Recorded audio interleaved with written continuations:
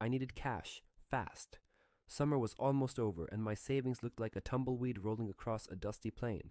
So when I saw the ad for a night attendant at a gas station way out in the boonies, I didn't hesitate. Competitive pay. Quiet atmosphere. It boasted. Quiet was an understatement. This place was so remote the crickets sounded like they were whispering secrets to each other. The station itself was a relic, one of those old-fashioned places with a single flickering light over the pumps and a dusty convenience store attached. My first night was uneventful, almost eerily so. A few truckers stopped by, grunted a greeting, and were gone.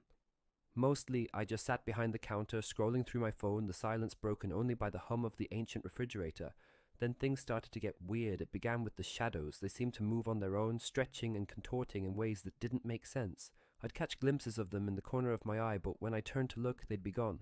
I chalked it up to exhaustion and the weird lighting. But then came the sounds, faint at first, like something scratching against the back wall. I checked, of course, but found nothing. The scratching continued, though, growing louder, more insistent. It sounded like fingernails on concrete. One night I was restocking the shelves when I heard it, a child giggling. It was a high-pitched, unsettling giggle that seemed to come from everywhere and nowhere at once. I froze, my heart pounding. There was no one else there. I was sure of it.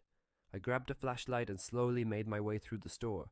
The giggle echoed around me, getting closer. I checked every aisle, every corner, but found nothing, just the dusty shelves and the shadows that danced in the beam of my flashlight. Finally, I made it back to the counter, my breath coming in ragged gasps. The giggling had stopped, but the silence that followed was even more terrifying. I decided to check the security cameras. There were only two, one covering the pumps and the other the store entrance. I rewound the footage from the past few hours, fast-forwarding through the empty aisles and the flickering lights, and then I saw it. On the camera covering the pumps, a figure was standing in the shadows. It was tall and thin, almost skeletal, and it was swaying back and forth like it was dancing. Its face was obscured by the darkness, but I could see its eyes. Two glowing points of light that seemed to pierce right through me. I screamed.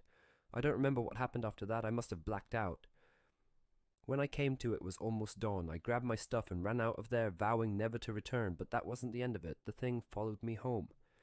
I started hearing the scratching at my bedroom window at night. The giggling echoed through my apartment. I'd see the shadows moving in the corners of my eyes, even in broad daylight. I tried to tell people, but they just looked at me like I was crazy. I knew what I saw. I knew what I heard. I haven't slept properly in weeks. I'm constantly looking over my shoulder, waiting for the next sign. I don't know what it wants, but I know it won't stop until it gets it. I'm writing this now because I don't know what else to do. I'm scared. I'm so scared.